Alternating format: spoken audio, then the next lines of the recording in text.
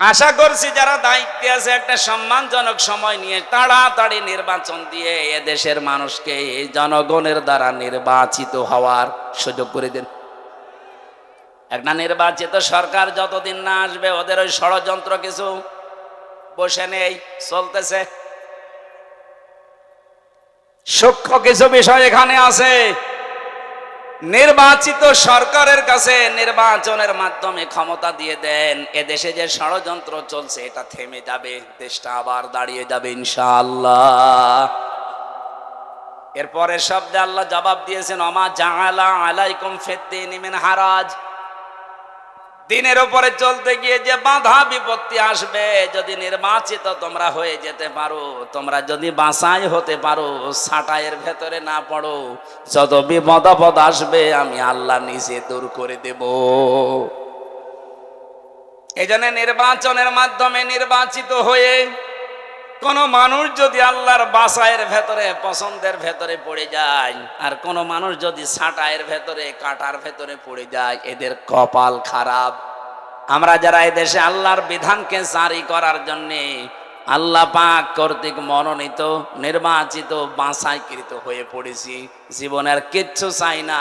আমরা যেহেতু বাছাইকৃত হয়েছি, আল্লাহ পাক অবশ্যই তার জান্নাত আমাদেরকে দেবেন। وَلِيَعْلَمَ اللَّهُ الَّذِينَ آمَنُوا وَيَتَّخِذَ مِنكُمْ شُهَدَاءَ وَاللَّهُ لَا يُحِبُّ الظَّالِمِينَ। তোমাদের ভেতরে যার ঈমান এবং অ্যাক্টিভিটিস গুলো আমার কাছে পছন্দ হয়, তাকে আমি আল্লাহ সাধারণভাবে বিছানায় ফেলে মরণ দেই না, ওর মরণ হয় আমি আল্লাহর দরবারে শাহাদতের মরণ। বলেন আল্লাহু আকবার। এজন্য আমাদের জীবন আমরা যখন পড়েছি কুলিন্না সলাতি ওয়া নুসুকি ওয়া মাহইয়ায়া ওয়া মামাতি লিল্লাহি রাব্বিল আলামিন, এটা যেহেতু আমি মন দিয়ে মনে প্রাণে মুখ দিয়ে উচ্চারণ করে বিশ্বাস নিয়ে পড়েছি, সুতরাং দুনিয়া একদিকে হয়ে গেলেও এই রাস্তা থেকে আমারে কেউ সরাতে পারবে না। আমার জীবনের টার্গেট এইটা। আমি নামাজ পড়ি যার জন্যে, আমি বেঁচে আছি যার জন্যে, মারাও যাব তার জন্যে। আমার যে নুসুক, আপনি তাফসিরে দেখবেন নুন সিন কাফ, নুসুক শব্দের অর্থ তিনটা। এক নম্বরে নুসুক মানে এই যে রক্ত প্রবাহিত করা হয়, এর নাম আরবিতে নুসুক বলে, যেটা কোরবানি বলে জানি। দুই নম্বরে হজের ক্রিয়াকলাপ কার্যক্রম। তিন নম্বরে ইবাদত বন্দেগী। আমি যা করছি, হজ করি, নামাজ পড়ি, রোজা রাখি, আমার শারীরিক মানসিক চিন্তার যে ইবাদত বন্দেগী আছে, এমনকি আমি যা জবাই করি সব আমি আল্লাহকে দিয়ে দিয়েছি। বলেন সুবহানাল্লাহ। আমাদের জীবনে হতাশা বলে কিছু নেই, কারণ হতাশা থাকবে তাদের জীবনে যে মানুষগুলো আল্লাহর এই নামাজকে আদায় করবে না। ইন্নাল ইনসানা খুলিকা হালুআ ইযা মাসসাহু শাররু জাযুআ ওয়া ইযা মাসসাহুল খায়রু মানুআ ইল্লাল মুসাল্লিন। রাব্বুল আলামিন বলেন, অবশ্যই আমি মানুষকে বানিয়েছি অস্থির চিত্ত দিয়ে। এ সব সময় ব্যস্ত মানুষ, সব সময় ব্যস্ত। কোন নিয়ামত পেলে সে কৃপণ হয়ে যায়, আর কোন অশুভ কিছু আসলে, কোন ক্ষতি, কোন অকল্যাণ, কোন কষ্ট যদি স্পর্শ করে তাকে, সে তখন হতাশ হয়ে যায়। এই গুণগুলো বলতে বলতে হঠাৎ আল্লাহ আলোচনার ধরন পাল্টিয়ে দিয়েছেন। আল্লাহ কিন্তু ভালোই বলছিলেন, ইন্নাল ইনসানা খুলিকা হালুআ ইযা মাসসাহুশ শাররু জাযুআ ওয়া ইযা মাসসাহুল খায়রু মানুআ। হঠাৎ আলোচনার ধরন পাল্টিয়ে চলে গেছেন অন্য লাইনে। আল্লাহ বলেন ইল্লাল মুসাল্লিন। এই সমস্ত গুণ পৃথিবীর সব মানুষের ভেতরে আছে। এরা সবসময় অস্থির, এরা বিপদ আসলেই হায় হতাশ করে, আর নিয়ামত পেলে কৃপণ হয়ে যায়। কিন্তু তারা নয় যারা মুসল্লি। কারা? কোন মুসল্লি? আল্লাযীনা হুম আলা সালাতিহিম দাইমুন, যারা তাদের নামাজে নিয়মিত। আমার মনে হয় এই আয়াতটা থেকে বাংলাদেশ জামাত ইসলামী, ইসলামী ছাত্র শিবির, আজ ইসলামী ছাত্রী সংস্থা একটা পয়েন্ট নিয়েছে। ওনারা যাই নামাজ পড়বে ওনাদেরকে লিখে রাখা লাগে যে আমি আজকে এই কয়েকটা নামাজ পড়েছি। আপনি এক ওয়াক্ত নামাজ পড়েন, দুই ওয়াক্ত পড়েন, আপনি মুসল্লির ভেতরে নেই। আপনাকে নামাজ দাইমন নিয়মিত পড়া লাগবে। এই জন্য আপনি জামাতে পড়লেন না একা পড়লেন ওইটাও লেখা লাগে। এক কথা বলছেন না, আপনার জীবন পরিবর্তনের জন্য সিলেবাসটা খুব জরুরি। আপনি যদি এখানে নাও আসতে চান, শুধু সিলেবাসটা কাছে রাখেন, 6 মাস আপনি কাছে রাখলে আপনার জীবন পাল্টাতে বাধ্য। আরে ভাই, আমি নিজে তো পরীক্ষিত, 6 মাস রেখে দেখেন না কেন? আপনার জীবন যদি উশৃঙ্খল থাকে, বিশৃঙ্খলায় পরিপূর্ণ থাকে, আশা করছে আপনার জীবনকে আপনি কন্ট্রোলে নিয়ে আসতে পারবেন। আপনাকে আমি দাওয়াত দিচ্ছি না যে আপনি শিবির করেন, জামাত করেন, দরকার নেই। আপনার জীবনকে যদি সুগঠিত, সুশৃঙ্খল, সংগঠিত করতে চান, একেবারে লাইন মতো তুলতে চান, আল্লাহর এই আয়াতগুলোর পরে যে ইল্লাল মুসাল্লিন আল্লাহ দিয়েছেন, এটা যদি বাস্তবে দেখাতে চান, এই ফর্মটা একটু দোকান থেকে কিনে নিয়ে হলেও পূরণ করেন। দেখবেন, আমি কসম দিয়ে বলছি, আপনি পাল্টিয়ে যাবেন। কারণ এই ফর্মগুলো সব কোরআনে কারিম থেকে ধারাবাহিকভাবে নিয়েছে। সুবহানাল্লাহ বলতে পারেন না? আমি যেটা তুলেছিলাম ইব্রাহিম নবীর জীবন নিয়ে, ওনাকে আল্লাহ বলছেন আমি নির্বাচিত করেছি, ছাঁটাই করে দেই কাউকে, কাউকে বাছাই করি, এটা আমি আল্লাহর নীতি। এই জন্য আমরা যারা একামতে দিনের লাইনে আছি এই বাংলাদেশে, তারা হীনমন্যতায় ভুগবেন না, ছোট মনে নিজেকে কখনো ছোট মনে করবেন না। আপনি পৃথিবীতে সবচাইতে দামি মানুষ, কারণ আল্লাহ আপনাকে নির্বাচিত করে ফেলেছে। আল্লাহ তার দ্বীনের জন্য আপনাকে ছাঁটাই করেনি, বাছাই করে নিয়েছে। আর এইটাই তোমাদের জাতির পিতার আদর্শ। এরপরের শব্দে আছে মিল্লাতা বিকুম ইব্রাহিম হুয়া সাম্মাকুমুল মুসলিমিন। বলেন আল্লাহু আকবার। আমি যেখান থেকে কথা তুলেছিলাম আপনাদের মনে আছে কিনা দেখেন তো। আমাদের জাতির পিতা হযরত ইব্রাহিম আলাইহিস সালাম দোয়া করেছিলেন মক্কার জমিনে, হে আল্লাহ, তুমি আমার এই সন্তান এবং স্ত্রী এর পরবর্তী প্রজন্মদের জন্য রিজিক হিসাবে গোশত এবং দুধের ভেতরে বরকত দিও। দেখবেন পুরা আরব জাহানের ভেতরে বাংলাদেশের মতো 14টা দেশ জোড়া দিলে যত বড় হবে, পুরা আরব জাহান এত বড়। আমি তো বহু জায়গায় ঘুরেছি হজের সময়, মাত্র 7 দিন 5 দিনে তো হজ হয়ে যায়, বাকি সময় 45 দিন আমি কি করব? গাড়ি ভাড়া করে হোক আর বিমানে টিকিট কেটে বিভিন্ন প্রদেশে খালি ঘুরতাম। দেখেছি শুধু মক্কাতে দুধ আর গোশতের ভেতরে ওই ইব্রাহিম নবীর দুয়ার ফসল এখনো চলছে, এখানে কোনো অভাব নেই, কিন্তু অন্য ফসল পাবেন না।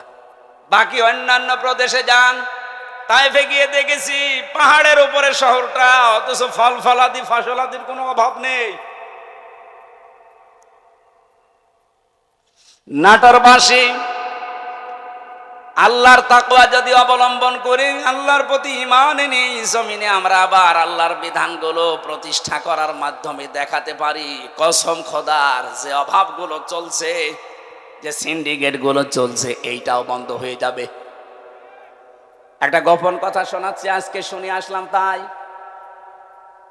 2 মাসের ভেতরে এই দেশে আমরা যারা মাসলুম ছিলাম, খালি জালেমদের ওই 14 দল বাদ দিয়ে যারা মাজলুম ছিলাম, এই মানুষগুলো যদি এখনো এক হতে না পারি। আপনি আজকে মির্জা আব্বাসের বক্তব্য দেখেছেন, উনি বলছে জামাত আর বিএনপি আমরা সবাই মিলে দেশকে সাজাতে চাই। মানে পাকা খেলোয়াড়, পাকা রাজনীতিবিদ, আন্দাজে আবেগে কথা বলা লোক না। যা বলেছে চিন্তা ভাবনা করে বলেছে। আপনি একা পারবেন না। আরে ভাই, আপনিও মুসলিম, আমিও মুসলিম, জালেমরা সব আমাদের এক জায়গায় রেখেছিল।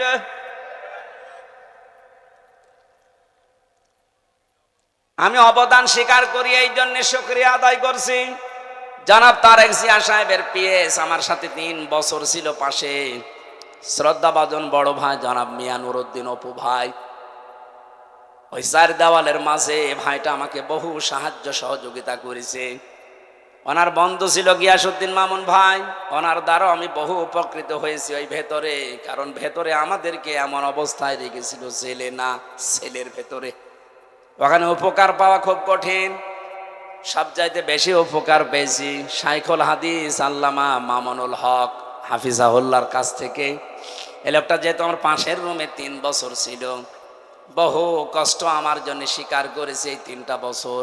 আল্লাহ যেন পরিপূর্ণ বুসরত দুনিয়া আখেরাতে পরিপূর্ণ করে দেন, বলেন আমিন।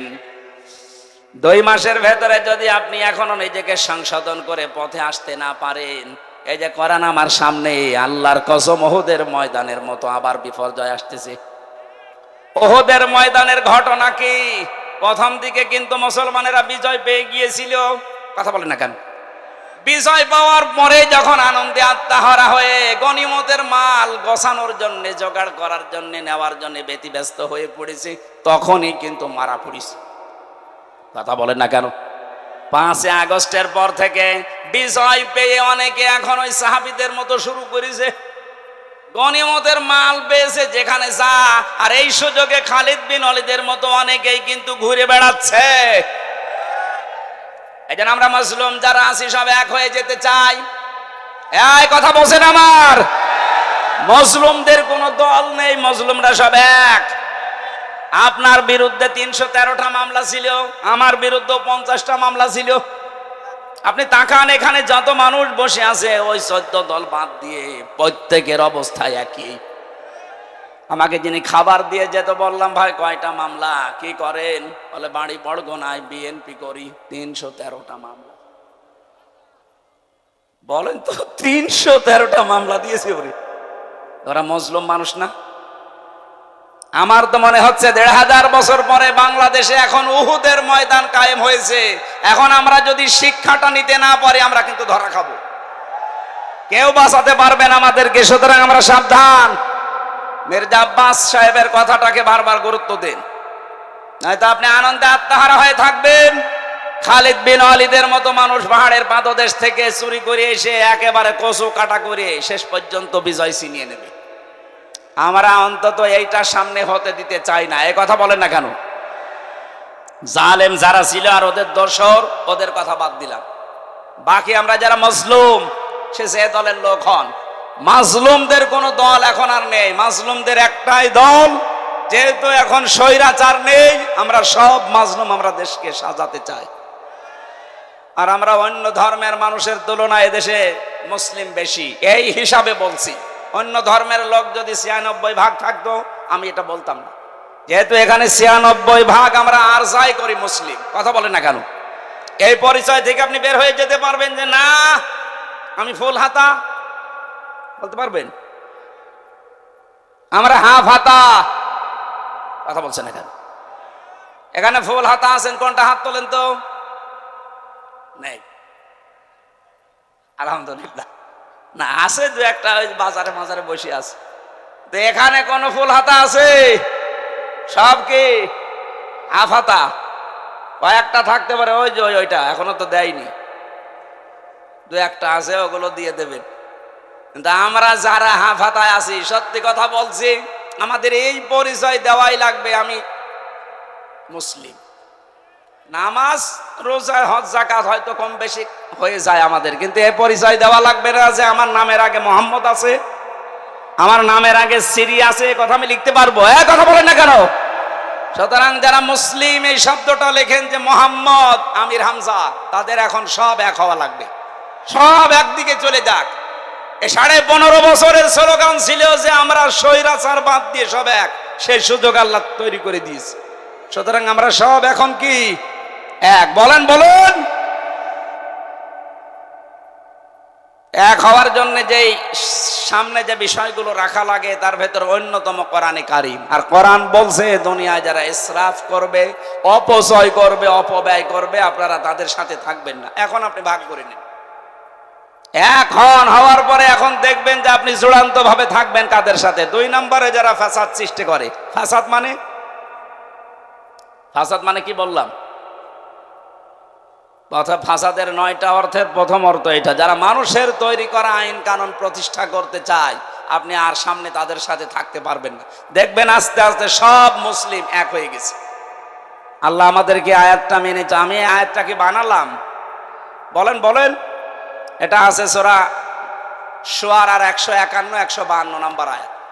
এই জন্য নেতৃত্ব এটা কিন্তু শুধু দুনিয়ার বিষয় হলে আমি কোনো অনুষ্ঠানে বলতাম না। কিছু মানুষ গীবত করে, বাইরে বসে বসে হুজুর শুধু নেতৃত্বের কথা বলে। আরে ভাই, এটা তো আমার জীবনের সাথে আখিরাতের সাথে সম্পর্কিত।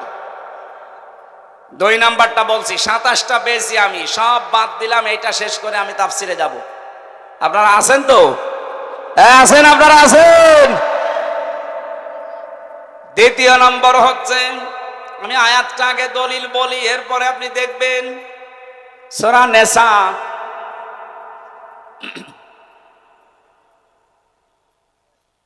5 নাম্বার পারার 2 নাম্বার পৃষ্ঠা 11 নাম্বার লাইনের 34 নাম্বার আয়াতের প্রথম অংশে আছে,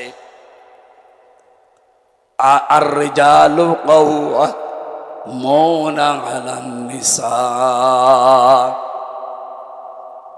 আল্লাহ পাক বলেন, এই পৃথিবীতে নেতৃত্ব দেবে পুরুষেরা, মেয়েরা থাকবে তাদের আন্ডারে। এই আয়াতটা বানিয়েছে কে? না আমি এখন বানালাম? কথা বলেন কে? এই আয়াত দ্বারা প্রমাণিত নেতৃত্বের ভার পড়বে পুরুষের উপরে, আর মেয়েরা থাকবে তাদের আন্ডারে।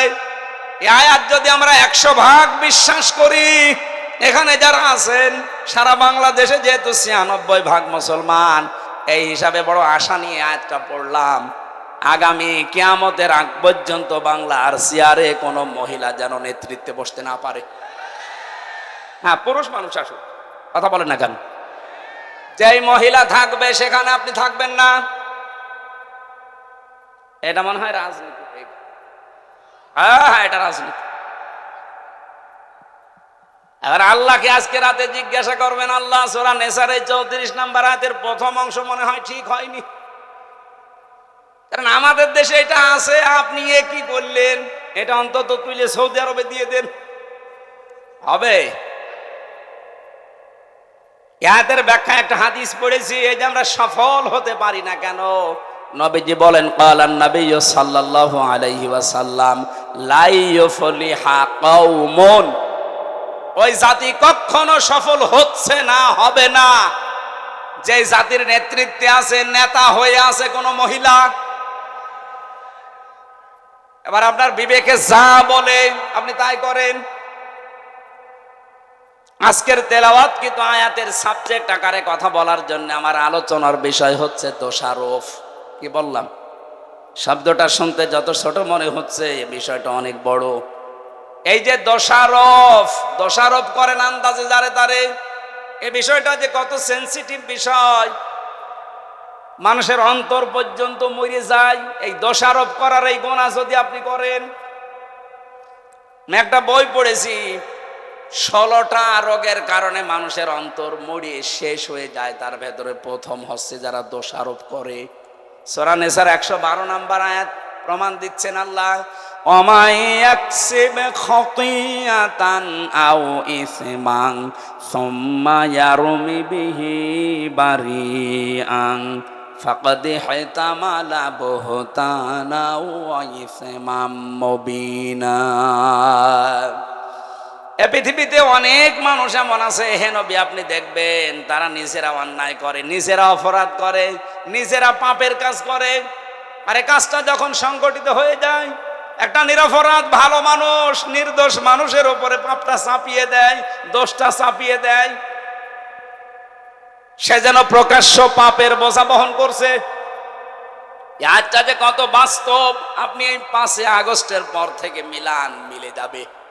এই 15.5 বছর যারা আন্দাজে মানুষের উপরে নিজেরাও অন্যায় করে দোষ চাপিয়ে দিত, সেই দোষ এখন আল্লাহ তাদের ঘাড়ে চাপিয়ে অলরেডি মানুষকে দেখাচ্ছে।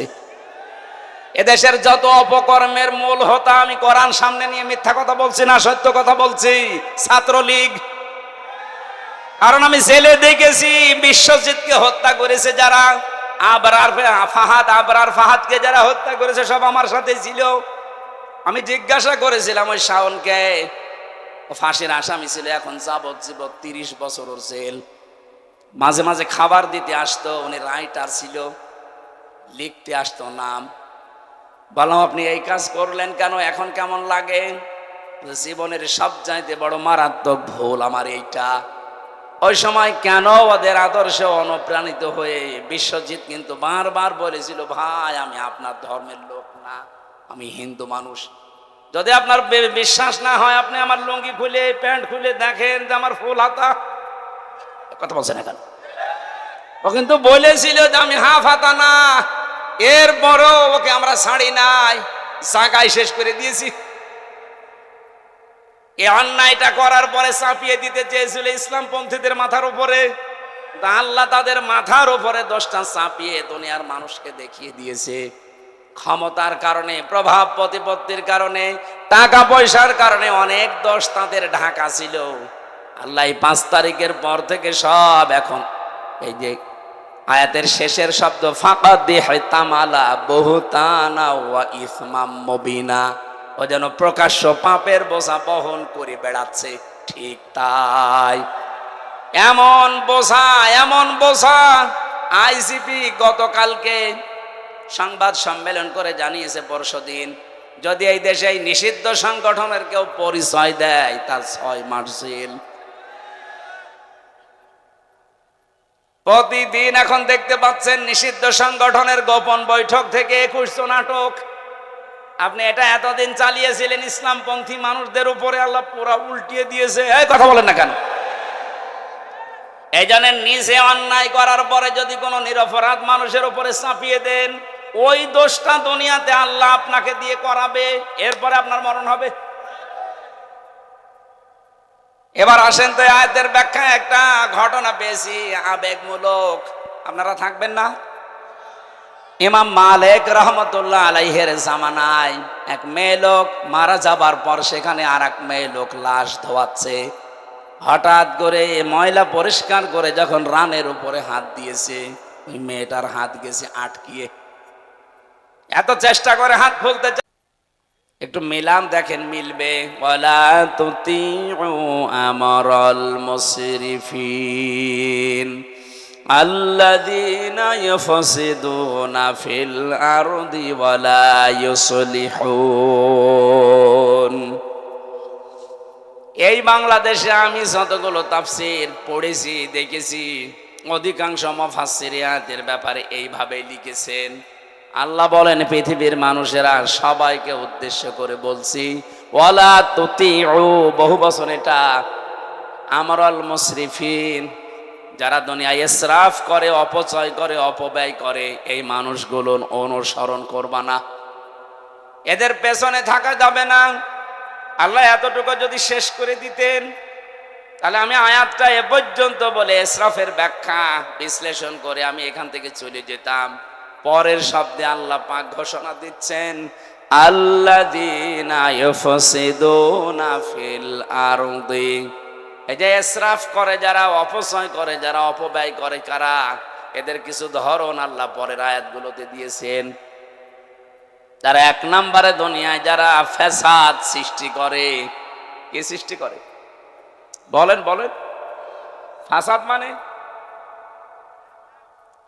ফাসাদ মানে জ্ঞানজাম শুধু না, ফাসাদের 9টা অর্থ প্রধান। প্রথম অর্থ, ফাসাদ মানে মানুষের তৈরি করা আইন কানুন। এই দুনিয়ায় যারা মানুষের তৈরি করা আইন আর কানুন প্রতিষ্ঠার জন্য চেষ্টা চালায়, এরা আন্দোলন করে, মিছিল মিটিং করে, কাজ কারবার করে, আল্লাহর ভাষায় তাদের অনুসরণ করা জায়েজ নেই। বাংলাদেশে যদি কোন রাজনৈতিক দলের কাজ এটা হয়, তাহলে আপনি ওখানে যদি থাকেন, আল্লাহর এই আয়াত আপনি মানেননি, এই আয়াত কিয়ামতে আপনার বিরুদ্ধে দাঁড়াবে। আপনি কি বিশ্বাস করেন কোরআনের কোন আয়াত আপনার বিরুদ্ধে যদি কিয়ামতে অবস্থান নেয়, আপনি মাপ পেয়ে যাবেন? বলেন না কেন? আরে ভাই, দুনিয়ায় কি সব হয়ে গেল? আমি তো আপনাকে বাঁচাতে চাই, আশা করছি আপনি কথা বুঝতেছেন। আলা তুতিউ আমরাল মুসরিফিন আল্লাযীনা ইউফসিদুনা ফিল আরদি। সুতরাং এই বাংলাদেশের সাথে আয়াতটা এবার মিলাবেন। মানুষের তৈরি করা আইন যারাই প্রতিষ্ঠা করতে চায়, সে যে দলের লোক হোক, ওর পেছনে থাকা জায়েজ নেই। এখন যদি বলেন হুজুর এটা তো আমার সাথে মিলে যাচ্ছে, আমি করব কি? আমি কি আয়াত নতুন করে নাজিল করব?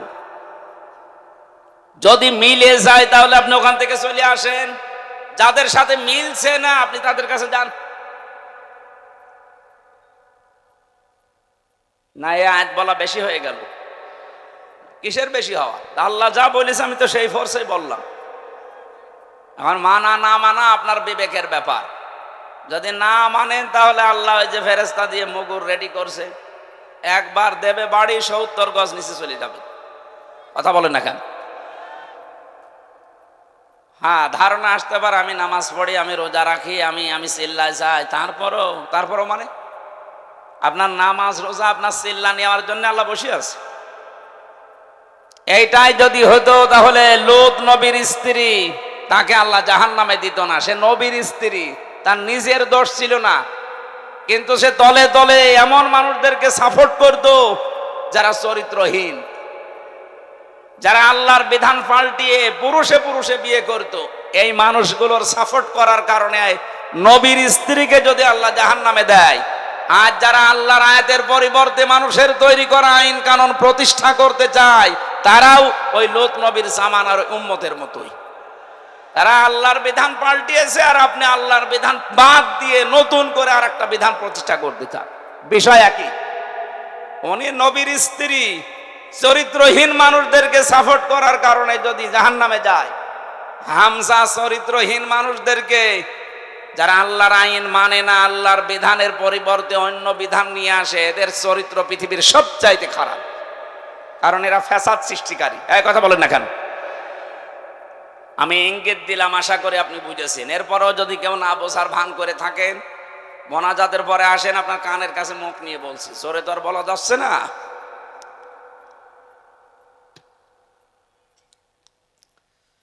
নাটোরবাসী, আমি কথা বলছি খুব অল্প সময়, খেয়াল করে মেলাবেন। আজকে থেকে এই ময়দানে এসেছি শুধু লোক দেখানোর জন্য। মানুষ আমার চেহারা দেখবে, আমি তার চেহারা দেখব না।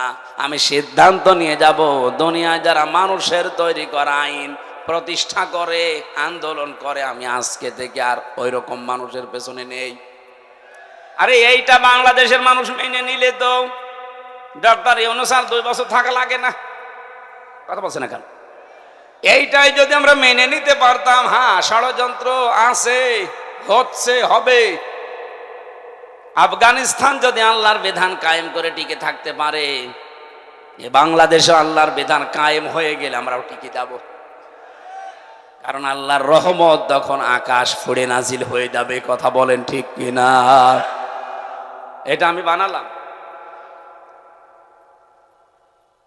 কোরআনে কারীম জানাচ্ছে, ওয়ালাউ আন্না আহলাল কুরা আমানু ওয়াত্তাকাউ লাফাতাহনা আলাইহিম বারাকাতিম মিনাস সামাই ওয়াল আরদ। সূরা আরাফের 96 নম্বর আয়াতের প্রথম অংশে আছে, আল্লাহ পাক বলেন, জনপদের লোকেরা যদি আমি আল্লাহর উপরে ঈমান আনে, আর ওই দাবি অনুযায়ী যদি ভয় করে চলার নীতি অবলম্বন করে, আকাশ আর জমিনে যত বরকতের দরজা আছে আমি আল্লাহ সব খুলে দেব। লাফাতাহনা, লামে তাকিদ, সুপারলেটিভ ডিগ্রি। এটা আল্লাহ নিজে গ্যারান্টি দিচ্ছেন যে আমি খুলে দেব। 1 বিঘা জমিতে যদি 20 মণ ধান হয়, যে জনপদের লোকেরা আল্লাহর প্রতি সঠিকভাবে ঈমান আনার পরে তাকে মেনে চলার সিদ্ধান্ত নেবে, আল্লাহর আইনগুলো, আল্লাহ গ্যারান্টি দিলেন ওই এলাকার জন্য, জনপদের জন্য যত বরকতের দরজা জমিন আর আকাশে আছে সব খুলে দেব। আল্লাহর গ্যারান্টি আমাদের এখনো বিশ্বাস হচ্ছে না। কথা বলেন না কেন? যদি এটা আমরা বিশ্বাস করতাম, এদেশে বহু মানুষ কিন্তু এটা বিশ্বাস করানোর জন্য জান প্রাণ দিয়ে তারা খাটতেছে। আপনি তাদের কষ্টের মূল্য দিতে চান না।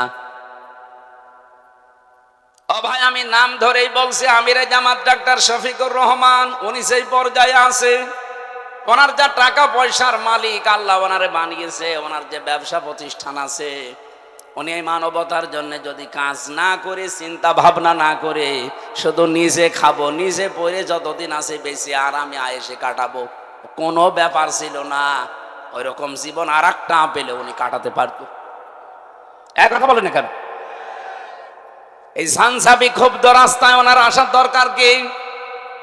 কেন আজকে সিলেটে, কালকে চট্টগ্রামে, এরপরের দিন নাটোরে, এরপরের দিন খুলনায় এত দৌড়ানো লাগবে? তার কি অভাব আছে আপনার মতো? তার যে বিশাল হাসপাতাল আছে, ওইটা দিয়ে যদি সায়েন্স পন্থায় উনি করে খেতে চায়, মরণ পর্যন্ত হালাল রুজি খেতে পারবে, 1 টাকাও হারাম উপায় করা লাগবে না। কোন কারণে এই মানুষটা এই রাস্তায় আসতেছে? আপনার বিবেকে কি নাড়া দেয় না? উনি বুঝেছেন খায়রুন নাস মাইয়ানফাউন নাস। হাদিস, নবীজি কিন্তু খায়রুন নাস বলার পরে মাইয়ানফাউল মুসলিমুনা বলেননি, যে মানুষের ভেতরে ওইটা উত্তম যে পৃথিবীতে শুধু মুসলমানদের উপকার করছে এবং করবে না। এনফাউ যেটা মজারে বর্তমান ভবিষ্যৎ, প্রেজেন্ট ফিউচার, এরপরে আল্লাহর নবী মুসলিমুনা দেয়নি, দিয়েছে খায়রুন নাস মাইয়ানফাউন নাস। পৃথিবীতে শ্রেষ্ঠ মানুষ আল্লাহর দরবারে ওইটা যে বেশি বেশি নামাজ পড়ে না, যে বেশি বেশি রোজা রাখে না, যে বেশি জিকির করে। কখনো নবী যে কথা বলেননি, বিশ্ব নবী জানিয়েছেন ওই লোকটাই আল্লাহর কাছে সবচাইতে দামি, যার দ্বারা মানুষের উপকার হয়, কল্যাণ হয়। আর এই পৃথিবীতে মানুষের কল্যাণের জন্য সব চাইতে বড় মাধ্যম আল্লাহর বিধান। এটা যতদিন পর্যন্ত না আসবে ততদিন মানুষের আসল যে কল্যাণ এটা সাধন করা সম্ভব না। আজ আংশিক আমাদের কাছে আছে, এই জন্য আমরা আংশিক কল্যাণ পাই। যতদিন পর্যন্ত এটা প্রতিষ্ঠিত না হবে বাস্তব যে কল্যাণ, আকাশের দরজা জমিনের বরকতের দরজা খুলে যাবে, এটা আপনি দেখতে পাবেন না। সুতরাং এইটা প্রতিষ্ঠার মাধ্যমে আল্লাহর এই দরজাগুলো আমরা খুলতে চাই। কথা বলেন ঠিক কিনা? এই আয়াতের ভেতরে আমরা কয়েকটা জিনিস পেয়েছি। 1 নম্বরে যারা ইসরাফ করবে, দুনিয়ায় অপচয় করবে, অপব্যয় করবে, তাদের ব্যক্তিগত জীবনে, পারিবারিক জীবনে, সামাজিক জীবনে, রাজনৈতিক জীবনে, অর্থনৈতিক জীবনে, আন্তর্জাতিক জীবনে, রাষ্ট্রীয় জীবনে, সব জায়গায় যারা শুধু অপচয় করে, জামা একটা হলেই হয় প্রতিদিন নতুন নতুন একটা করে শার্ট পরে, এরকম মানুষ এই দেশে আছে এবং ছিল। কথা বলেন না কেন? এটা অপচয় না? দুনিয়াতে যাকেই দেখবেন উনি অপচয়কারী, অপব্যয়কারী, তার পেছনে থাকবেন না, কারণ সে একটা নিজেই শয়তান। নামাজ পড়েননি আপনি, শয়তানে কথা আমি কোরআনে পাইনি, বলেন তো কোনো আলেম পেয়েছে কিনা? রোজা রাখে না, সে শয়তানে কথা আল্লাহ পাক বলেননি। হজ করেননি আপনি, শয়তানে কথা আমি পাইনি। কিন্তু যারা অপচয় করে, অপব্যয় করে, এই মানুষগুলোকে আল্লাহ বলেন এরা শয়তানের ভাই। ইন্নাল মুবাযযিরিনা কানু ইখওয়ানাশ শায়াতিন ওয়া কানাশ শাইতানু লিরাব্বিহি কাফুরা। সূরা বানী ইসরাঈলের ভেতরে আছে যারা অপচয় করে, অপব্যয় করে, এই মানুষগুলো শয়তানের ভাই। আমি এরকম কড়া কথা কোরআনে কোনো জায়গায় পাইনি। নামাজ পড়েননি, শয়তানের ভাই না, নেই। কিন্তু অপচয় করলে সে শয়তানের ভাই হয়ে যায়। ঘোষণাকার এই 15.5 বছর আমরা এটা অনেককে দেখতেছি। এই 15.5 বছরের ভেতরে যত অপচয় হয়েছে, অপব্যয় হয়েছে, এগুলো যদি অপচয় অপব্যয় না করে শুধুমাত্র জনগণের জন্য, রাষ্ট্রের কাজের জন্য ব্যবহার করতেন, আল্লাহর কসমে এই দেশটা কিন্তু দাঁড়িয়ে যেত। আমরা তো এইটাই চাচ্ছি, অপচয় অপব্যয় বন্ধ করেন, সত্য এবং ন্যায়কে দেশে প্রতিষ্ঠা করে দেন। যা আছে এইটা নিয়ে আল্লাহ দেশ দাঁড় করিয়ে দেবে। নবীজিকে আল্লাহ বলেছিলেন, হে নবী আপনি এখান থেকে চলে যাচ্ছেন, কিন্তু এই দোয়াটা করেন আমার কাছে, আকুর রব্বি আদখিলনি মাদখালা সিদকি ওয়া আখরিজনি মুখরাজা সিদকি ওয়া জাআলনি মিন লাদুনকা সুলতানান নাসীরা। এই শেষের যে কথাটা, আল্লাহ তুমি আমাকে এমন একটা রাষ্ট্র ক্ষমতা দান করো যেখানে তোমার সাহায্য থাকে। আমার তো মনে হচ্ছে দেশে একামতে দিনের দায়িত্ব যারা পালন করে, তাদের একটা মানুষকে মুখ দিয়ে যদি বলাতে পারেন, তারা যদি বলে আমরা জামাতে ইসলামের প্রতিষ্ঠা চাই, আমি আজকে থেকে তওবা করে ফিরে আসবো। আপনি যাকেই জিজ্ঞাসা করে সে জীবনেও বলবে না আমরা জামাতে ইসলামের প্রতিষ্ঠায় দেশে চাই। তারা বলতে বাধ্য হবে আমরা আল্লাহর কোরআনের প্রতিষ্ঠা চাই। এইটাই তো আসল বিষয়। এই কথা বোঝার চেষ্টা করে। আল্লাহর কোরআনে কারীম যদি এদেশে, আমি আপনাকে গ্যারান্টি শুধু না অনেকেই দিচ্ছে, এদেশে চাঁদাবাজি থাকবে না। আজ আমরা অনেকে আতঙ্কে আছি, বাইরে গেলে অনেককে মেরে ফেলছে মানুষ বিভিন্ন কায়দায়। এই গ্যারান্টি কোরআনে কারীম দিয়েছে ১৫০০ বছর আগে। ফামান তাবিআ হুদায়া ফালা খাউফুন আলাইহিম ওয়ালা হুম ইয়াহজানুন। আমার পাঠানো হেদায়েত যদি কেউ অনুসরণ করে চলতে পারো, আমি আল্লাহ গ্যারান্টি দিচ্ছি কোনো ভয় থাকবে না, কোনো চিন্তা থাকবে না। স্বাধীন হয়েছে ঠিক, কিন্তু এখনো ভয় আছে না নেই? এখনো অনেক আমি জাহিলিয়াত যারা, এ মানুষগুলোর কারণে এখনো ভয়ে ভয়ে আছি। এই ভয়টা থাকবে না যদি এটা কায়েম হয়ে যায়। এই জন্য আমরা গ্যারান্টি দিতে পারি, এটা কায়েম করে দেন। আল্লাহর ঘোষণা মিথ্যা হবে না।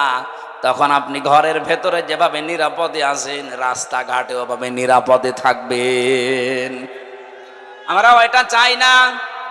বলেন বলেন, আজ বিভিন্ন দ্রব্য মূল্যের ঊর্ধ্বগতি বাড়তেছে, এইটাও বন্ধ হওয়া সম্ভব। ফালিয়াবুদু রাব্ব হাযাল বাইত আল্লাযী আত'আমাহুম মিন জু' ওয়া আমানাহুম মিন খাউফ। আল্লাহ বলেন, ঘরের মালিকের ইবাদত করো। এ ঘরের মালিকের ইবাদতের তাফসিরে পড়েছি, আল্লাহর আইনগুলো একটু মেনে চলার চেষ্টা করো ব্যক্তি, পরিবার, সমাজ, রাষ্ট্রে। দেখবা দুনিয়াতে খাবারের অভাব হবে না, কোনো ভয়ও থাকবে না। খাবারের অভাব হবে না। আমাদের জাতির পিতা হযরত ইব্রাহিম আলাইহিস সালাম, এই তথ্যটা জানা দরকার অনেকের।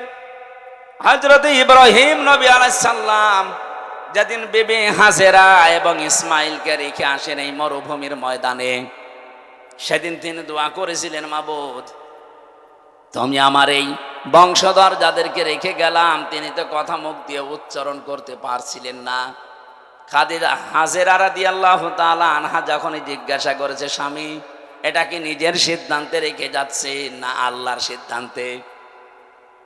৮০ বছর পর একটা সন্তান আল্লাহ দিয়েছে, সেই সন্তানকে পর্যন্ত তিনি মরুভূমিতে রেখে যাচ্ছেন আল্লাহর নির্দেশ মতো। ওই সময় তিনি কথার মুখ দিয়ে বের হয়নি, আকাশের দিকে আঙ্গুল দিয়ে বলেছিলেন, হ্যাঁ আল্লাহর অর্ডারে। তিনি ওই দিন দোয়া করেছিলেন, তার দোয়াটা ওই জামানায় কেউ শোনেনি, কিন্তু আল্লাহ পাক কোট করে রেখেছেন কোরআনে। আল্লাহ রাব্বুল আলামিন সূরা ইব্রাহিমের ভেতরে সেই আয়াতের শেষের অংশটা নাজিল করে জানিয়েছেন, তোমাদের জাতির পিতা ইব্রাহিম দোয়া করেছিলেন, রব্বুল আলামিন আমার এই বংশধরদের জন্য তুমি গোশত এবং দুধ এই দুইটার ভেতরে বরকত দিয়ে দিও। এই জন্য আরব জাহানের ভেতরে শুধু মক্কায় আপনি অন্য কোনো ফসল পাবেন না। দেখবেন এখানে গোশত আর দুধের কোনো অভাব নেই। উট বলেন, বকরি বলেন, দম্বা বলেন, এগুলো দিয়ে গোশত আর দুধ। আমাদের এটা জাতির পিতার দোয়ার ফসল, কিয়ামত পর্যন্ত এই বরকত থাকবে। এমন একটা জাতির পিতা আমরা পেয়েছিলাম, দোয়ার ফসল চলছে এখন, কিয়ামত পর্যন্ত দোয়া চলতেই থাকবে। আর আমরা যারা জাতির পিতা দাবি করি, কি দোয়া করেছে? আমি নিচে নামলাম না। আমার ভাইরা, আমি যেটা বোঝাতে চাচ্ছিলাম, যখন ইব্রাহিম নবীর নাম এসেই গেছে, আর একটা পয়েন্ট বলছি, ওয়াজতাবাকুম ওয়া মা জাআলা আলাইকুম ফিদ্দীনি মিন হারাজ। আল্লাহ বলেন, তিনি সে আল্লাহ যিনি তোমাদেরকে নির্বাচিত করেন। নাটোরবাসী সাফ করে জবাব দেবেন, নির্বাচিত করা হয় মানুষদেরকে কোন পদ্ধতিতে? নির্বাচনের মাধ্যমে। নির্বাচিত হতে হলে কি করা লাগে? নির্বাচন। বলেন বলেন, আরো জোরে বলেন। নির্বাচন না করে কেউ নির্বাচিত হতে পারে? অথচ আমাদের কপাল খারাপ, এই 15.5টা বছরে নির্বাচন পদ্ধতি ধ্বংস করে দিয়েছে। আমরা নির্বাচিত হব কি করে? এজন্য এতদিন যারা 15.5 বছরে ছিল, একটাও নির্বাচিত না। নির্বাচন হওয়ার আগে 154 জন হয়ে যায়, আবার নির্বাচন যেদিন হবে তার আগের রাতে হয়ে যায়। আপনি কি রাগ করলেন? এ যে দেবা শব্দটা আয়াতে আছে সূরা হজ 78 নম্বর আয়াতের মাঝের অংশে আছে। আল্লাহ বলেন আমি নির্বাচনের মাধ্যমে তোদেরকে নির্বাচিত করেছি, আমি করেছি। হুয়াজতাবাকুম, তোমাদেরকে আমি আল্লাহ নির্বাচিত করেছি। তাফসিরে পড়েছি নির্বাচিত করা লাগে নির্বাচনের মাধ্যমে। যারা নির্বাচন ব্যবস্থায় ধ্বংস করে দিলেন, আপনার এই আল্লাহর এই আয়াত মানেননি। এক কথা বলেন না কেন? এই পদ্ধতিটা ফিরিয়ে আনা দরকার। এলাকার ইমামকে জিজ্ঞাসা করা হলে কি করা যায়, উনি ফতোয়া দিলেন এক কাজ করেন, এই মেয়েটার যে মরা মেয়ে, মৃত মহিলার এই জায়গা থেকে এর রান কেটে বাদ দিয়ে দেন, চামড়া কেটে তুলে ফেলেন। কিন্তু এই মেয়েটার স্বামী রাজি না, বলে আমার বউ মারা গেছে, আমার বউ নেককার মহিলা, তার এখন মারা যাওয়ার পরে তার গোশত কেটে বাদ দেবেন, আমি মানি না। আপনার দরকার হয় যে মহিলার হাত আটকিয়েছে ওর হাত কেটে বাদ দেন। এখন ওর স্বামী আর সন্তান এসে বলছে কি, আমরা আসলাম বিপদ থেকে বাঁচাতে, আর এখন আমাদেরই বিপদে ফেলবেন না, আমরা মানি না। আরেকজন বড় যিনি আছেন মসজিদের, তাকে নিয়ে আসেন। তিনি বলছেন এক কাজ করেন, জীবিত মহিলার তো হাত দরকার, এই মহিলারই কেটে ফেলেন, কিন্তু ওর পরিবার রাজি না। শেষ পর্যন্ত কি করা যায়, এখান থেকে একটা মাসলা আমি পেয়েছি।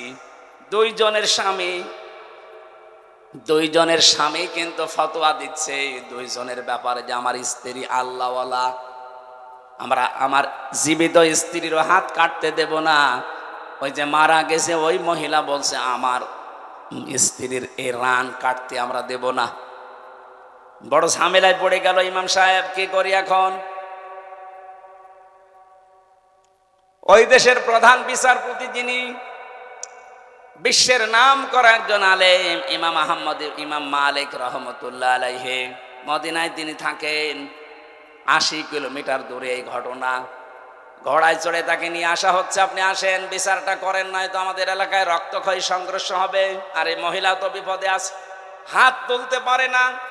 এত টানাটানি করি আমরা, লাশ উঠে চলে আসে। এখন এই মরা মহিলার সাথে জীবিত মহিলাকেও তো কবর দেওয়া লাগবে। ইমাম মালিক আসলেন, পর্দা দিয়ে ঢেকে দিয়ে মহিলাকে জিজ্ঞাসা করলেন কি হয়েছে বলো দেখি। মেয়েটা বলছে কিচ্ছু হয়নি, আমি কিচ্ছু জানি না, শুধু কান্দে কান্দে। ইমাম মালিক বলেন কান্দা বন্ধ করো, সত্যি করে বলো আমার কান্দে কিন্তু কোরআন আর হাদিসের রাডার আছে, তুমি যদি সত্যি নাও বলো আমি ধরে ফেলবো। মেয়েটা ভয়ে ভয়ে তখন বলছে হ্যাঁ আমি একটা কাজ করেছি, একে যখন ধোয়াচ্ছিলাম হঠাৎ করে ধোয়ানোর শেষ পর্যায়ে এর রানের উপরে হাত দেওয়া অবস্থায় একটা মন্তব্য আমি এর উপরে নিক্ষেপ করেছিলাম। মনে মনে বলেছিলাম যে তোমার চেহারা তো সুন্দরী আছে, কিন্তু তোমার ভেতরের অবস্থা খারাপ, তোমার চরিত্র খুব খারাপ। এই যে দোষটা আমি তার উপরে দিয়েছি, এটা আন্দাজে না, এটা আমি একবার দেখে তারপরে দোষ দিয়েছি। আমি কিছুদিন আগে এই মহিলার জীবিত থাকা অবস্থায় দেখেছি তার সাথে বাড়িতে একটা পুরুষ মানুষ ঢুকছিল। পুরুষ মানুষটা যে কে ওই সময় ওই দিন ওই তারিখের উল্লেখ করে, কিন্তু আমি ওই সময় বুঝি না যে কে। আমি একটা আন্দাজে ধারণা, তার উপরে ধারণা নিক্ষেপ করেছি, তোমার চরিত্র ভালো না। এ কথাটা বলার পরে তার স্বামীর পক্ষ থেকে জিজ্ঞাসা করছে অমক তারিখে অমক দিনে কে কে বাড়িতে এসেছিল। জানা গেল ওই মেয়েটার সাথে ওই তারিখে ওই সময় যেটা এসেছিল ওই মেয়েটার নিজের আপন ভাইয়ের ছেলে। ভাইয়ের ছেলে এই মেয়েটার কি হয়? ফুফু। কি হয় বলেন বলেন? কিচ্ছু লাগবে না, ফুফু হয়। আমরা জানি কোরআন হাদিস পড়ে একজন মহিলার সাথে 14 জন পুরুষ মানুষ দেখা করতে পারে। কয়জন বলেন বলেন? তার ভেতরে আপন ভাইয়ের ছেলে একজন, কারণ এর সাথে এই মহিলার বিয়ে করা, বলেন না কেন? যার সাথে বিয়ে করা হারাম সে তো মাহারাম। তার সাথে ওই মেয়েকে আমি ঢুকতে দেখেছি, আমি তো বুঝি নাই, আমি মনে করছি কোন পুরুষ মানুষ নিয়ে ঢুকতেছে। এই যে একটা নেককার মহিলা সতী সাধবী মেয়ে লোকের উপরে একটা তকমা লাগিয়ে দিলাম, একটা দোষ তার উপরে নিক্ষেপ করলাম। আমার মনে হয় আল্লাহ পাক আমার কারণে এই গুনার শাস্তি আমাকে দুনিয়ায় দেখিয়ে দিয়েছে। কারণ কোন মানুষ যদি কোনো মানুষের ওপরে আন্দাজে অপবাদ দেয়, সে যেন নিজেই ওই পাপের বোঝা বহন করে নিয়ে বেড়ায়। এখন পাপের বোঝা কি? এইটাই আমার হাত আটকিয়েছে, আল্লাহ আর খুলতে দেয় না। ইমাম মালিক ডাক দিয়ে বলে, প্রমাণ যেহেতু হয়েছে, তুমি আন্দাজে একটা ধারণা নিক্ষেপ করলে, দোষ চাপিয়ে দিলে নিরপরাধ মানুষের ওপরে, এর শাস্তি জানো? মাং সালিমাল মুসলিমুনা মিন লিসানিহি ওয়া ইয়াদিহি। খেয়াল করেন, নবীজি বলেন ওইটাই তো আসল মুসলমান, যার হাতের দ্বারা মুখের দ্বারা অন্য মুসলমান শান্তিতে থাকে, নিরাপদে থাকে। তুমি হাত দেওয়ার সঙ্গে সঙ্গে হাত আটকিয়েছে এমনি না, কারণ মুখ দিয়ে এই কথা তুমি নিক্ষেপ করেছো অন্তরের দ্বারা যে মহিলার চরিত্র ভালো না। বিনা কারণে বিনা অপরাধে একটা নিরপরাধ মেয়ে লোকের উপরে এই দোষটা চাপিয়ে দেওয়ার কারণে মহান আল্লাহ তোমাকে আটকিয়ে দিয়েছে। তোমার যেহেতু কোনো সাক্ষী নেই, কোরআনে কারীম জানিয়েছে সতী সাধবী কোনো মানুষের উপরে, মেয়ে লোকের উপরে কেউ যদি জেনার তহমত দেয়, ব্যভিচারের তহমত দেয়, তার চরিত্রের উপরে কলঙ্ক দেয়, কমপক্ষে তার 4 জন পুরুষ মানুষের সাক্ষী হাজির করা লাগবে। কয়জন? আরো জোরে বলেন। সূরা নূরের ভেতরে আছে, আল্লাহ রাব্বুল আলামিন বলেন, ওয়াল্লাযীনা ইয়ারমুনা আযওয়াজাহুম ওয়া লাম ইয়াকুম والذين يرمون المحصنات ثم لم يأتوا بأربعة شهداء فاجلدوهم 80 جلدة ولا تقبلوا لهم شهادة أبدا وأولئك هم الفاسقون। কোন মানুষ যদি এই পৃথিবীতে কোন সতী সাধবী নেককার মহিলার উপরে জেনার তহমত লাগায়, আর যদি 4 জন সাক্ষী হাজির করতেও না পারে, তাহলে তার 2টা শাস্তি। 1 নম্বরে তাকে 80টা বেত মারা লাগবে, 2 নম্বরে জীবনে কোনোদিন তার সাক্ষী আর আদালতে গ্রহণ করা হবে না। আমার তো মনে হচ্ছে আয়াতটা পড়ার পর বাংলাদেশে 53 বছর আগে যদি সংসদে আয়াতটা কার্যকর থাকতো, আল্লাহর কসম এদেশে বিনা কারণে মিথ্যা মামলায় কোনো মানুষ জেলে থাকতো না। আমার মনে হয় যারা এখন দায়িত্বে আছেন, সামনে শুনলাম সংবিধান সংশোধন হবে, এখানে যেন এই পয়েন্টটা যোগ করা হয়, যারা মিথ্যা মামলা দেবে, মিথ্যা সাক্ষী দেবে, এটা যদি আদালত কর্তৃক প্রমাণ করতে না পারে, 2 বছর 5 বছর 10 বছর জেল হয়েও যদি বেকসুর খালাস পেয়ে যায় আমার মতো, আমার তো কোনো দোষ পাইনি, আমি নির্দোষ, আদালত কর্তৃক প্রমাণিত। সুতরাং বিনা দোষে বিনা কারণে নির্দোষ মানুষটাকে যারা 3 বছর জেলে রেখেছে, প্রমাণ তো করতে পারলেন না। আমার মামলার আয়ুর সাথে থেকে শুরু করে একেবারে টপ টু বটম যারা জড়িত, তাদেরও সামনে যেন এই আইনটা সংসদে পাশ হয়। যারা প্রমাণ করতে পারবে না, যারাই জড়িত, তাদেরকেও অতদিন জেল খাটানো লাগবে। তাহলে দেখেন মিথ্যা মামলা এমনি বন্ধ হয়ে যাবে। আর 2 নম্বরের বড় গুরুত্বপূর্ণ বিষয়, যারা বিনা কারণে নির্দোষ মানুষের উপরে আন্দাজে দোষ চাপিয়ে দেয়, তাদের প্রথম শাস্তি 80টা বেত। 2 নম্বরে কোনোদিন তাদের সাক্ষী আর এই দেশে গ্রহণ করা হবে না। কত বড় শাস্তি আপনি লক্ষ্য করেছেন? 1,10,000-এর মতো মানুষ এই দেশে এখনো জেলে আছে। আমার মনে হয় 70,000 মানুষ কালকেই বের হয়ে যাবে যদি এই আচ্ছা সংসদে কায়েম হয়। বহু নির্দোষ মানুষ জেল খাটতেছে, এমনি কিচ্ছু জানে না, মিথ্যা সাক্ষী দিয়ে তারা জেলখানায় রেখেছে। এই মামলার আয়ু থেকে শুরু করে যারা এর সাথে জড়িত, যারা পুরাপুরি কমপ্লিট করতে পারবে না, তাদেরও ওই শাস্তির আওতায় আনা লাগবে। তখন এই ছোটখাটো রাগারাগি হলেও আর পুলিশ দিয়ে ধরাবে না।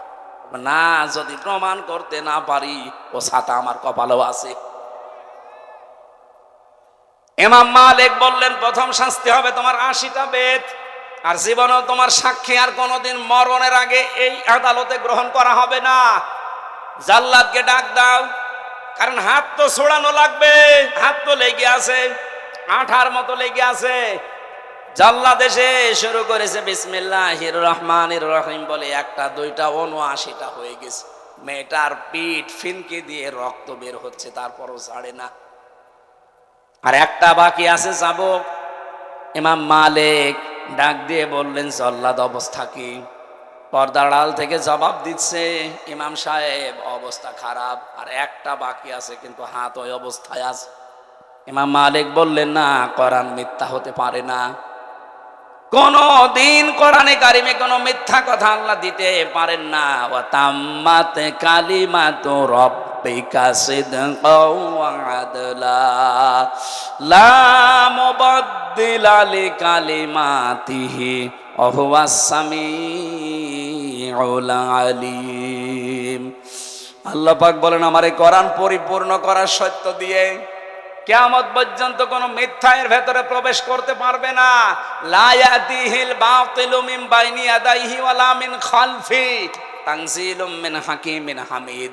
এর ভেতর থেকে, উপর থেকে, নিচ থেকে, ডান থেকে, বাম থেকে কোনো মিথ্যা যাওয়ার সম্ভাবনা।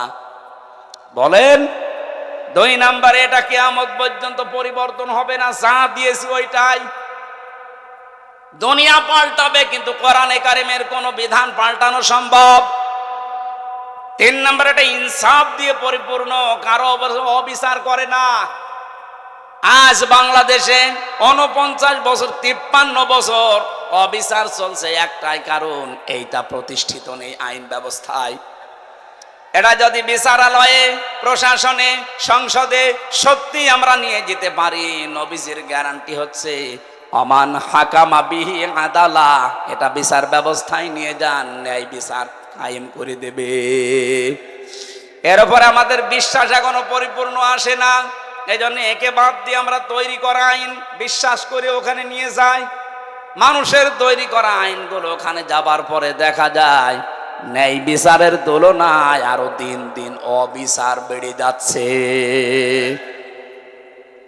আর আমার নয় অন্য কিছু ভাবলাম, আমি সবার কথা বাদ দিলাম, শুধুমাত্র ইসলামী আন্দোলন করার কারণে আমার যতটুকু দেখা চোখে, জামাতের আমির যিনি ডাক্তার শফিকুর রহমান যে বারবার জেলে যাচ্ছে, নিজের ব্যক্তিগত কোনো কারণে না, দোষে না, শুধু ইসলামী আন্দোলন করার কারণে।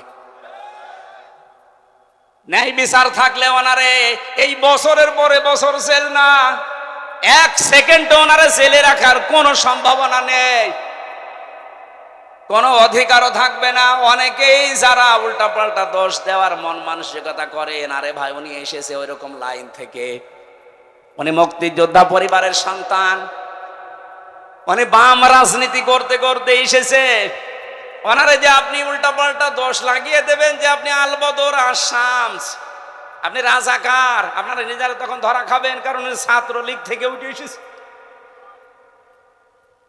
এখন মাঝে মাঝে সেজদা দিয়ে কাঁদে, রব্বুল আলামিন তুমি দয়া করে আমাকে যে একামতে দিনের খাদেম বানিয়েছো, যদি ওই অবস্থায় আমি থাকতাম আজ আমি জাহান্নামের পথে দৌড়াতাম। এইরকম কিছু মানুষ আল্লাহ বাংলাদেশে যেন তৈরি করে দেয়, যারা আজ না বুঝে একামতে দিনের বিরোধিতা করেন। আপনিও যদি ডাক্তার শফিকুর রহমানের মতো বুঝতে পারেন, দেখবেন আপনিও খাদেম হয়ে যাবেন। উনি যদি বাম থেকে এসে খাদেম হতে পারে, আপনি তো ডান পথে আছেন, একটু আসেন না কেন? আপনাকে ভর্তি হতে বলছি না, শুধু সিলেবাসটা একটু দেখেন। আমি এক ওসিকে পড়াতাম কুষ্টিয়ায়, এত বামপন্থী মানুষ, আল্লাহ রসুল বিশ্বাস করে না, কিন্তু কোরআনে কারিম শুনতো খুব সুন্দর করে। যখন তেলাওয়াত করতাম ওই সময়, এমনিতে আমার গলা ওই সময় আরো ভালো ছিল, সুর দিয়ে পড়ার সময় দেখতাম তাঁত ধরে আছে, বলতো হুজুর বিভিন্ন কাজ কারবার করি, মজা পাই না, কোরআনের ভেতর একটা মজা আছে, আপনি পড়েন, শুধু পড়েন তাই বলতো না। পড়তে পড়তে যখন ভালো লাগতো, তখন আমাকে বলছে, আপনি কিভাবে পড়েন, আমারে ওইভাবে পড়ানো শিখান, আমি যেন আপনার মতো পড়লেই বুঝি যে কি বলতে চাই। আমি যেমন ইংরেজি পড়লেই বুঝি যে আমি কি, আরবি পড়লেও যেন আমি বুঝতে পারি অন্তত কোরআনটা যে কি পড়ছি। এভাবে পড়তে হলে তো শাব্দিক অর্থ মুখস্থ করা লাগবে, আপনাকে কয়েকশো আরবি গ্রামার আপনাকে আয়ত্ত করা লাগবে। বস আমি পড়া আরম্ভ করেছিল, চিন্তা করলাম এই ফাঁকে ওনারে আমি ইসলামের দিকে নিয়ে আসতে পারি কিনা দেখি। একটা ছোট্ট বই দিয়েছিলাম, উপরের আর পেছনের পৃষ্ঠা খুলে দিয়ে, কারণ আমি জানি যে এই পৃষ্ঠা ওনারে দিলে জীবনও পড়বে না। বিংশ শতাব্দীর একজন অন্যতম মুজাদ্দিদ সাইয়্যিদ আবুল আলা মওদুদী আল উস্তাজ, ওনার লেখা কালিমার হাকিকাত বই নেই একটা, দেখলাম এ বই দিলে পড়বে না, উপরের পৃষ্ঠা ছিঁড়ে ফেললাম, ওখানে নাম লিখে দিলাম অন্য জনের, পেছনের পৃষ্ঠা ছিঁড়ে দিলাম যে কোন জায়গা থেকে ছাপা হয়েছে ওর দিকে লেখা আছে, দরকার নেই। উপরেরটা পেছনেরটা ছিঁড়ে বাকি পৃষ্ঠা যেখানে এক দিয়ে শুরু করা ওইগুলো দিলাম। চিন্তা করলাম লেখক কার নামে দিয়ে একজন মহিলার নাম লিখে দিলাম। অনেক পড়ার পরে বোঝে নাই প্রথমে, বললাম স্যার কি করেছেন? বলছে পড়েছি, ভালোই তো লাগছে, এই লেখক তো অনেক উচ্চ মানের লেখক। উনি নিজেও শিক্ষিত মানুষ, লন্ডন থেকে পড়াশোনা করা মানুষ। ওই সময় বাংলাদেশে যত ওসি ছিল সব চাইতে বড় শিক্ষিত ওইটা, উনি অ্যাডভোকেট, এদিকে লন্ডন থেকে অনার্স মাস্টার্স করে এসেছে, এইরকম মানুষ। চিন্তা করলাম যে দে, এরকম কয়েকটা দেওয়ার পরে আমার বলছে হুজুরের লেখক শুধু মেয়ে লোকের নাম উপরে কলম দিয়ে লিখা, আসলে আসল পৃষ্ঠা কই? যা আছে কেমন লাগে? ভালোই তো লাগছে। আমি তো বহু বই পড়েছি জীবনে, কিন্তু এর লেখার মান অনেক উপরে, উচ্চাঙ্গের লেখক। এ লেখকের নাম কি? লেখকের নাম বললে আপনি এনার লিখিত বই আরো পড়বেন তো? হ্যাঁ পড়বো। যেই নাম বলেছি সে বই আর দেবেন না, বই দেবেন না মানে ঠিক আছে, আপনাকে ওনার লেখা আর দেব না। আরো লিখিত বই আছে আমার ভার্সিটিতে, আমি এনে দেই, তখন আমি ফার্স্ট ইয়ারে, নিয়ে আসে। একামতে দিন এই বইটা আমি নিজে 14 বার পড়েছি। মরহুম অধ্যাপক গোলাম আজমের লেখা, রহমতুল্লাহ আলাইহি। চিন্তা করলাম এটা দিলেও পড়বে না, কারণ এর নামের আগে দেখলেই ছিঁড়ে ফেলে দেবে। প্রথম পৃষ্ঠা, দ্বিতীয় পৃষ্ঠা, তৃতীয় পৃষ্ঠা ছিঁড়ে ফেললাম, ওখানে আমার নাম লিখে দিলাম যে দেখি পড়ে কিনা। আমার তো ওর ওই যোগ্যতা হয়নি, ফার্স্ট ইয়ারে পড়ে ওই বই লেখা কিয়ামতের আগেও সম্ভব না। কি করি, এ তো পড়তে যাবে না। এই দিনের এখানে 19টা অর্থ দেওয়া আছে। উপমহাদেশে যে সমস্ত আলেমগুলো দিনের একামতে দিনের কাজ করে তাদের কেন মানুষ শত্রুতা করে, আর যারা খেদমতে দিনের কাজ করে তাদের কোনো শত্রুতা করে না কেন, এর বিস্তারিত লেখা আছে ওর ভেতরে। পড়াটা বললাম পড়ে আমারে শোনাবেন আগামী সপ্তাহে, প্রতি সপ্তাহে একবার যেতাম পড়াতে। পড়াটা উনিও শেষ করে আমারে বলছে হুজুর এই লেখকে তো ভালো, এই লেখককে? আমি না, আপনি এটা লিখতে পারেন না, কারণ এই লেখক অনেক উচ্চাঙ্গের, এনার ভাষা রচনা শৈলী খুব সুন্দর। দিনের অর্থ এতদিন যা বুঝতাম এখন দেখছি না, আসলে তো ওইটা দিন না। ওখান থেকে একটা সাবজেক্ট বানিয়েছিলাম আমি। এই যে প্রচলিত যে ধারণায় তাওবা, জিকির, এরকম প্রায় 43টা বিষয় নিয়ে ভেজাল আছে আমাদের বাংলাদেশ, ভারত আর পাকিস্তানে। ওই সময় একটা আলোচনা দিয়েছিলাম যে স্যার এই আলোচনাটা আপনি দেখবেন। পড়াটা দেখার পরে আমার বলছে এতদিন আমি কি মনে করতাম আর এখন আমি কি দেখছি। পরবর্তীতে দেখলাম ট্রান্সফার হয়ে গেছে, এখন আর পরিচয় নেই, যোগাযোগও নেই। ওই সময় যা শুরু করেছিলাম আমার তো মনে হচ্ছিল ওরে যদি আমি একটা বছর এভাবে টিপস দিতে পারতাম, আমার আল্লাহ ওকে ডাক্তার শফিকুর রহমানের মতো ঘুরিয়ে দিত। আপনি এই জন্য আসবেন, আপনাকে আমি ভর্তি হতে বলছি না, সিলেবাসের কাছে আসেন, শেষ করে দেব, শেষ করে দেওয়া দরকার না। আর একটা আছে তো আমার তো আমার বেঁচে থাকা লাগবে। এই আয়াত শেষ করতে তো এই যে ফাঁকা দেহাই তামালা বহুতান, এই বহুতানের ভেতরে প্রায় 36টা না 37টা বিষয় লুকিয়ে আছে। আমি এই যে বই নিয়ে এসেছি আজকে, পড়াটা এর ভেতরে ব্যাখ্যা করা আছে। আমার প্রত্যেকটা আলোচনার সাবজেক্ট আকারে আমি তৈরি করি। এখান থেকে আমরা কিছু শিক্ষা আজকে নিয়ে গেলাম, কি বিনা কারণে কারো উপরে কোনো দোষ দেব না, অপবাদ দেব না। আজ এইটা 15.5 বছর বেশি ছিল, এখনো পর্যন্ত অনেকে আন্দাজে দোষ দিয়ে দেয়। এটা মেয়েদের ভেতরে প্রবণতার বেশি, এই কথা বলেন না কেন? এটা যে কত বড় মারাত্মক অপরাধ আপনি টের পাচ্ছেন না। যার ভেতরে যেই দোষ নেই ওই দোষ যদি কেউ তার উপরে চাপিয়ে তাকে কালার করে, যতদিন আপনি ওই দোষ না করবেন ততদিন আপনার মরণ হবে না। আপনি আলেমদের উপরে জেনার তহমত দিয়েছেন, আপনি আলেমদেরকে উল্টাপাল্টা নাম দিয়েছেন, আপনাকে আল্লাহ ওই রকম উল্টাপাল্টা কাজ করাবে দুনিয়ায় যদি ওই আলেম ওই কাজ না করে থাকে।